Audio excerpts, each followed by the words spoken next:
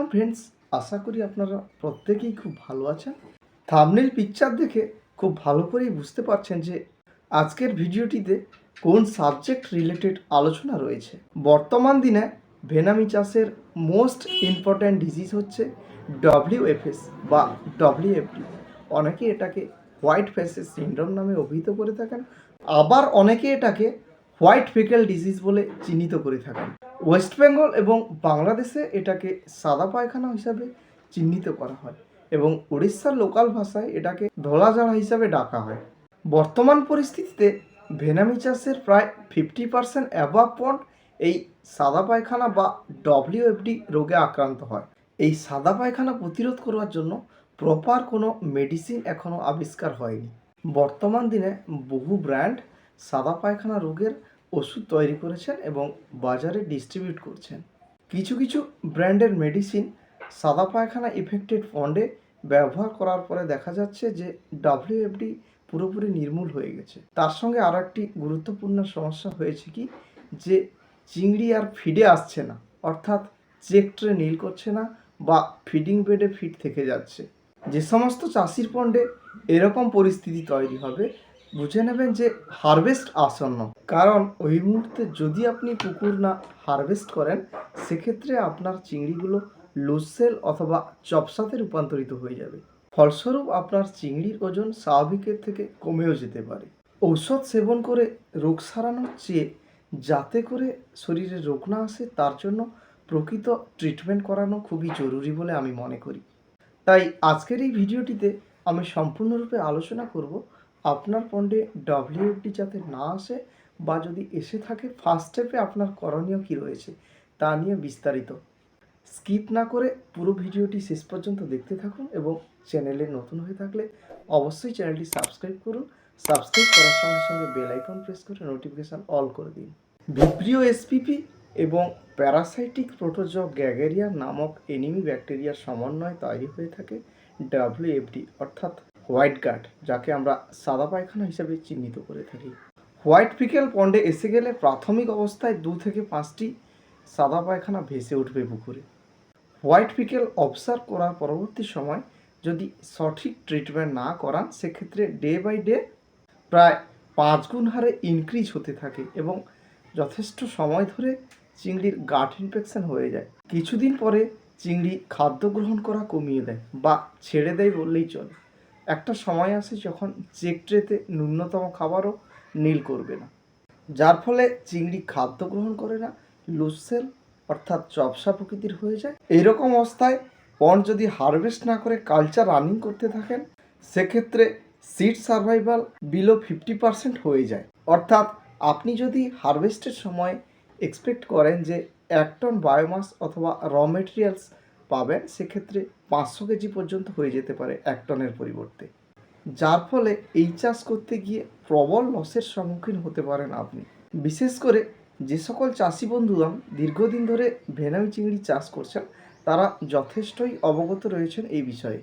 পরিস্থিতি সাপেক্ষে day by day culture পাল্টে যাচ্ছে, অর্থাৎ গত বছর বা তার আগের বছর আপনি যেভাবে কালচার করেছিলেন, বর্তমান পরিস্থিতিতে একইভাবে কালচার করলে কখনোই সাকসেস হবেন না। বর্তমান পরিস্থিতিতে কালচারের সাপেক্ষে নিজেকে আপগ্রেড করাটা ভীষণ জরুরি। আপনি যদি চিংড়ি চাষ করেন, বিভিন্ন কারণবশত আপনার পন্ডে হোয়াইট ফিকেল বা হোয়াইট গার্ড এসে থাকে, আমি সেগুলো নিয়ে ডিসকাশন করছি। প্রথম যে ব্যাপারটি আছে সেটি হচ্ছে সঠিকভাবে ফিড ম্যানেজমেন্ট করা। আপনি যে পন্ড কালচার করছেন তাতে সবসময় চেষ্টা করবেন যে প্রপারলি ফিডিং ম্যানেজমেন্ট করার, অর্থাৎ কালচার রানিং পন্ডে টোটাল বায়োমাসের জন্য সঠিক পরিমাণে ফিড অ্যাপ্লিকেশান করা। ভেনামি চিংড়ি কালচার করবার ক্ষেত্রে একটা বিষয় সবসময় মনে রাখবেন, সেটি হচ্ছে আন্ডার ফিডিং অলওয়েজ বেটার দেন ওভার ফিডিং। অর্থাৎ আপনার পন্ডে সারাদিনের প্রয়োজনীয় পরিমাণ ফিডের থেকে যদি কম রাখেন, সেক্ষেত্রে কোনো ক্ষতি নেই। এই পরিমাণটা যদি প্রয়োজনীয় ফিডের থেকে বেশি হয়ে থাকে, সেক্ষেত্রে পন্ডে নানাবিধ সমস্যা চলে আসবে। যদি ওভার ফিডিং করেন, সেক্ষেত্রে আপনার পন্ডে ওয়াটার প্যারামিটার পুরোপুরি ডিস্ট্রয় হয়ে পড়বে। পন্ডে অ্যামোনিয়াম নাইট্রেট H2S জাতীয় টক্সিক গ্যাসের উপদ্রব ঘটবে। পন্ডে এই প্রকার গ্যাস লোড হয়ে গেলে চিংড়ির ইমিউনিটি পাওয়ার স্বাভাবিকের থেকে কমে যাবে। বেশ কিছুদিন ওভারফিডিং হওয়ার কারণে পুকুরের তলদেশ পুরোপুরি নষ্ট হয়ে যাবে। পন্ডে বটম লেভেল অপরিষ্কার থাকবে, যার জন্য আপনাকে বিভিন্নভাবে বটম ট্রিটমেন্ট করতে হবে, যা বর্তমান পরিস্থিতির সাপেক্ষে ব্যয়বহুল বলে আমি মনে করি। পন্ডে ওভারফিডিং হওয়ার কারণে ভিব্রিও নামক এনিমি ব্যাকটেরিয়া লোড হয়ে যায়। পরবর্তী সময় এসপিপি এবং গ্যাগেরিয়ানের সমন্বয়ে হোয়াইট ফিকেল সৃষ্টি হবে। ভেনামি চিংড়ি চাষ করতে গিয়ে আপনি যে ফিড প্রয়োগ করছেন তার গুণমান সঠিক না থাকলে অতি অবশ্যই আপনার পুকুরে হোয়াইট কার্ড এসে যেতে পারে। উদাহরণ হিসাবে বলি, ভেনামি চিংড়ির দৈহিক বৃদ্ধির জন্য যথেষ্ট এবং উপযুক্ত পরিমাণে প্রোটিনের প্রয়োজন হয়, যা মার্কেটে অ্যাভেলেবেল রেডিমেড ফিড থেকে পাওয়া যায়। প্রিয় চাষি বন্ধু, এই ভেনামি ফিড তৈরি করতে গেলে বিভিন্ন প্রকার মেটেরিয়ালসের প্রয়োজন হয়, যেমন protein, fibre, fish meal, vitamin C, fish oil etc. আপনি যে ফিড পন্ডে প্রয়োগ করছেন সেটি যদি ম্যানুফ্যাকচারিং করানোর সময় সঠিক টেম্পারেচার মেনটেন না করে ম্যানুফ্যাকচার করা হয়, সেক্ষেত্রে আপনার পন্ডে হোয়াইট ফিকেল চলে আসতে পারে। আপনার পন্ডটিকে হোয়াইট ফিকেল থেকে দূরে রাখবার একটি বিশেষ দিক হচ্ছে সঠিক চারা নির্বাচন করতে হবে। আপনি যে চারা পুকুরে ছাড়ছেন সেটা যেন অথেন্টিক এবং অরিজিনাল হয়ে থাকে, তার দিকে বিশেষভাবে খেয়াল রাখবেন। আপনার চারা যদি অথেন্টিক পিসিআর টেস্টেড এবং ইএইচপি ফ্রি সিড হয়ে থাকে, সেক্ষেত্রে ডব্লিউএফএস আসার সম্ভাবনা খুবই কম থাকে বলা যায়। আপনার সিড যদি ইএইচপি পজিটিভ থাকে, সেক্ষেত্রে 90% চান্স থাকবে পন্ডে ডব্লিউএফডি আসার।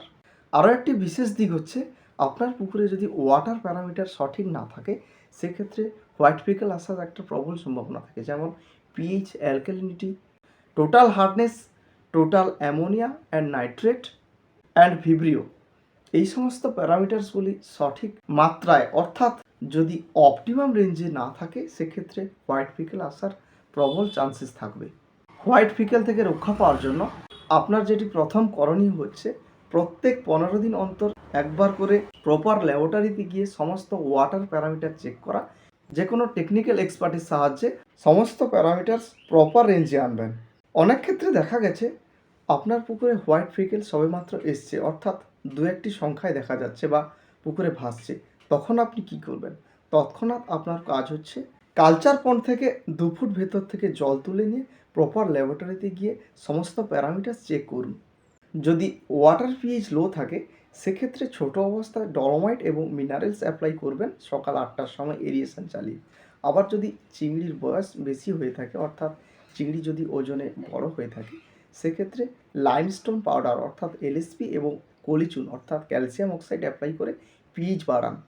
ওয়াটার পিএইচ হাই থাকলে লিকুইড প্রোবায়োটিক ব্যবহার করে ওয়াটার পিএইচ লেভেল কমাতে পারেন, অথবা যদি ওয়াটার এক্সচেঞ্জের সুবিধা থাকে, সেক্ষেত্রে কালচার পন্ড থেকে 4 ভাগের 1 ভাগ জল বার করে দিয়ে ওই 1 ভাগ ফ্রেশ ওয়াটার ফিল আপ করুন।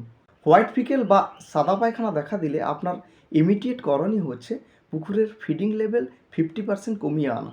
অর্থাৎ আপনি যদি সারাদিনে 10 কেজি ফিড প্রয়োগ করতেন, সেক্ষেত্রে 5 কেজি ফিড প্রয়োগ করবেন।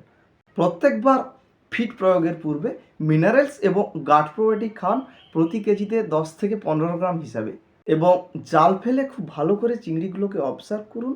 আপনার চিংড়ির হ্যাপাটোপ্যানক্রিয়াস যদি লাইট গ্রিন কালারের না থাকে, সেক্ষেত্রে ফিড প্রয়োগ করার পূর্বে সারাদিনে অন্তত একবার হ্যাপাটোপ্যানক্রিয়াস রিলেটেড সাপ্লিমেন্ট প্রতি কেজি ফিডের জন্য 10 থেকে 15 গ্রাম হিসাবে মিশিয়ে পুকুরে অন্তত একবার প্রয়োগ করুন। এই প্রকার ট্রিটমেন্ট অন্ততপক্ষে 4 থেকে 5 দিন টানা করে যেতে হবে। আবার ওয়াটার প্যারামিটার চেক করতে গিয়ে যদি দেখেন পুকুরে হিউজ পরিমাণে অ্যামোনিয়া এবং নাইট্রেট গ্যাসের উপদ্রব রয়েছে, সেক্ষেত্রে উপযুক্ত পরিস্থিতি থাকলে পন্ডের 50% ওয়াটার এক্সচেঞ্জ করে দেবেন। ওয়াটার এক্সচেঞ্জ কমপ্লিট হলেই চিংড়িগুলোকে নরম রাখবার জন্য ইডিটিএ পাউডার এবং মিনারেলস অ্যাপ্লিকেশন করবেন। এর পরবর্তী সময় ওয়াটার কন্ডিশন অবজার্ভ করে টেকনিক্যাল এক্সপার্টের সঙ্গে পরামর্শ করে তবে স্যানিটাইজার ব্যবহার করবেন সঠিক মাত্রায় এবং সঠিক পদ্ধতিতে। পরবর্তীকালে পাউডার ইউকা অ্যাপ্লাই করবেন বালির সাথে। আবার যদি চিংড়ি ওজনে বড় হয়ে থাকে, সেক্ষেত্রে লিকুইড ইউকা এডিশন চালিয়ে অ্যাপ্লাই করবেন। এই ইউকা অ্যাপ্লিকেশান করার পূর্বে অবশ্যই খেয়াল রাখবেন যেদিন অ্যাপ্লিকেশান করছেন উক্ত দিন যেন সাইনি ওয়েদার অর্থাৎ ঝলমলে রোদ বিরাজ করে। পন্ডে যদি নাইট্রেট থাকে, সেক্ষেত্রে বড় সাইজের দানা লবণ অর্থাৎ গ্র্যানুয়েল সল্ট অ্যাপ্লাই করবেন। প্রত্যেক 1000 স্কোয়ার মিটার এরিয়ার জন্য 5 থেকে 6 কেজি হিসাবে। যদি অবজার্ভ করেন চিংড়ির নিম্নভাগ হলদে প্রকৃতির হয়ে গেছে, সেজন্য সঠিকভাবে বটম ট্রিটমেন্ট করবেন। এই বটম ট্রিটমেন্ট করার জন্য স্ট্রং কোয়ালিটির সয়েল প্রোবায়োটিক অ্যাপ্লাই করবেন। একদিন বাদ দিয়ে প্রিমিয়াম কোয়ালিটির ওয়াটার প্রোবায়োটিক সঠিক মাত্রায় এবং সঠিক প্রয়োগবিধি মেনে ব্যবহার করবেন শাইনি ওয়েদার দেখে, যার মধ্যে ব্যাসিলাস গ্রুপ কম্পোজিশন থাকবে 10 to 12 বিলিয়ন CFU পার গ্রাম। আপনার পণ যদি এইভাবে কালচার করেন তবে আশা করছি খুব সহজে সাদা পায়খানা থেকে রক্ষা পাবেন বা কালচারের মাধ্যমে আপনার চিংড়ি বড় করে বাজারজাত করতে পারবেন। ভিডিওটি যদি ভালো লেগে থাকে তাহলে অতি অবশ্যই লাইক করবেন এবং কমেন্টসের মাধ্যমে আপনার মতামত শেয়ার করবেন। যে সকল অডিয়েন্স চ্যানেলে নতুন রয়েছেন অতি অবশ্যই চ্যানেলটি সাবস্ক্রাইব করবেন। সাবস্ক্রাইব করার সঙ্গে সঙ্গে বেল আইকন প্রেস করে নোটিফিকেশান অল করে দেবেন। ভেনামি কালচারে হোয়াইট ফিকেল সম্পর্কে বিশদে জানতে সরাসরি আমার সাথে যোগাযোগ করতে পারেন। প্রত্যেকটি ভিডিওর শেষে স্ক্রিনে আমার নাম্বার শেয়ার করে থাকি, তৎসঙ্গে ভিডিওর ডেসক্রিপশান বক্সে আমার কন্ট্যাক্ট নাম্বার পেয়ে যাবেন। ওখান থেকে কালেক্ট করে সরাসরি আমার সাথে কন্ট্যাক্ট করতে পারেন কল অথবা হোয়াটসঅ্যাপের মাধ্যমে। সমস্ত সাবস্ক্রাইবার্সদের অসংখ্য ধন্যবাদ জানাচ্ছি এভাবে আমাকে সাপোর্ট করার জন্য। দেখা হচ্ছে নেক্সট একটি ইম্পর্টেন্ট ভিডিওতে। আপনারা সবাই খুব ভালো থাকুন, সুস্থ থাকুন। Thank you, all the best, with love, Pabitra Das.